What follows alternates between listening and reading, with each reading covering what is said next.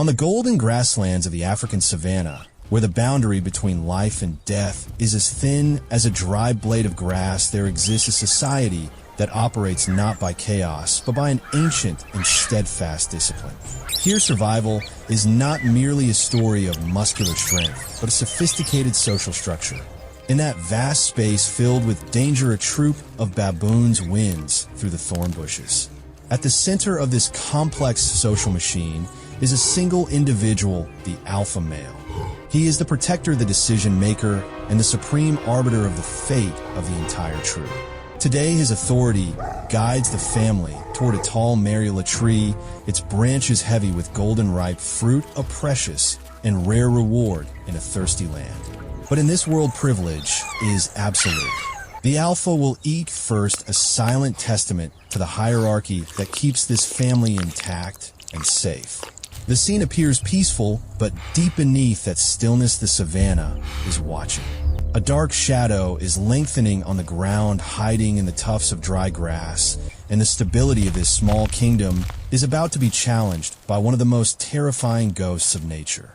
Life and death are about to intersect in a confrontation where only steel discipline offers a chance of survival.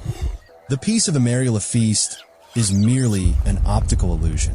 Moving with a silent fluidity like flowing water, a leopard, the master of ghosts, is closing the distance inch by inch. For this solitary predator, a baboon is not just a protein-rich feast, but a challenging and dangerous target. The leopard does not rely on brute force. It is a true strategist, always patiently seeking out the weak, those who are distracted, or those who inadvertently stray from the protection of the troop. It places each footstep with breathtaking precision, its body pressed flat against the ground, blending perfectly into the tan background of the arid savanna. Every muscle on its body coils and stretches like a bowstring, every sense tuned to catch the rhythm of the baboon troop. Now the distance is measured only in meters. The tension in the air thickens to the point where one feels as if they could touch it. However, the leopard has underestimated the core foundation of baboon society, the untiring vigilance of the leader. From his high vantage point, the amber eyes of the alpha have pierced through the veil of the grass thickets. He identifies the unusual ripple, the dark shadow that does not belong to the gentle nature. The silence is not merely broken, it is completely shattered. The alpha emits a resounding alarm bark, a sharp and powerful sound that stops all activities of the troop immediately. In that moment, the predator realizes that its strongest weapon, surprise, has been neutralized. We are witnessing a miraculous turning point of nature. The leopard, now exposed, stands frozen amidst the bright sunlight. It is no longer an invisible hunter, but a besieged intruder. Its gaze meets the gaze of the alpha, a duel of vision between two creatures at the top of the food chain. The leopard growls, attempting to use its ferocity to intimidate, hoping that the troop will panic and scatter. But on this savanna, when a collective is led by an iron, will fear is only a catalyst for a stronger resistance. The leopard does not yet know that it is not just facing one monkey, but an army forged through thousands of years of evolution. The alarm bark of the alpha is not just a warning, it is a military decree transforming a foraging baboon family into a disciplined militia. In an extraordinary display of collective courage, the troop does not disintegrate in the panic usually seen in herbivores. Instead, they reconnect with a fierce survival instinct. Under the command of the leader, a formidable defensive wall is erected consisting of fur standing on end to amplify body size and sharp fangs always ready to tear the enemy apart. The leopard, now completely stripped of its most lethal weapon of surprise, must face a cold reality. The creatures standing before it are not weak victims waiting to be mauled. They are an organized force. As the brave alpha lunges forward to lead the charge, the subordinate males immediately execute a pincer tactic surrounding the flanks of the predator. The silent savanna suddenly becomes a chaotic vortex of dust, terrifying roars, and extreme brutality. The leopard used to chasing prey that only knows how to flee in submission is now completely overwhelmed by the numbers and organized defense of the baboons. It desperately swings lethal swipes with its razor-sharp claws, but the members of the troop do not flinch. The strict social hierarchy of daily life has trained them for an unbreakable bond. This is no longer a hunt, it is a total war to protect the species. The brawl is incredibly intense. The big cat is besieged from all sides, constantly enduring bites and blows from the angry primate crowd.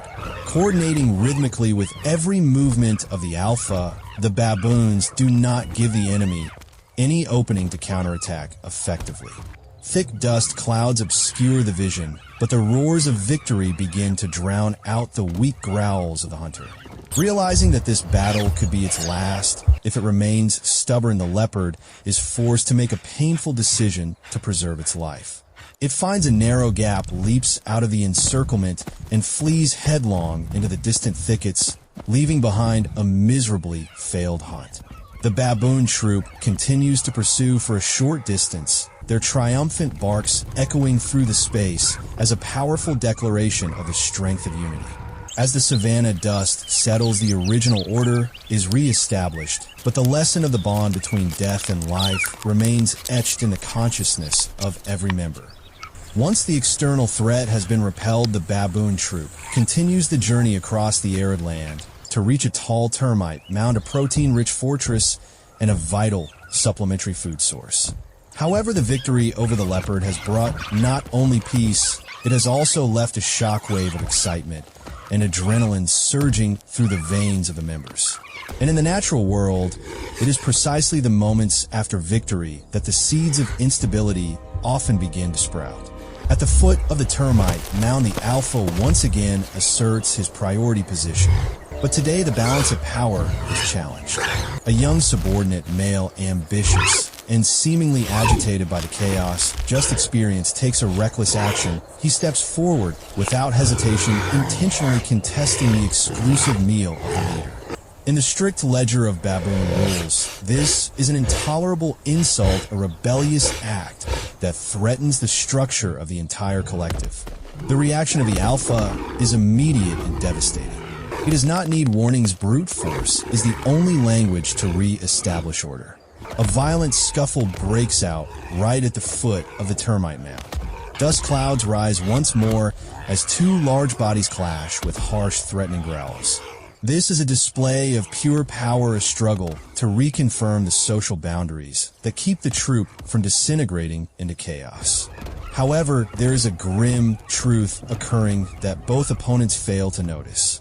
While absorbed in the internal power struggle, the vigilance that is their strongest survival weapon has been distracted. The excessive focus on the opponent in front has made them blind to what is happening high above.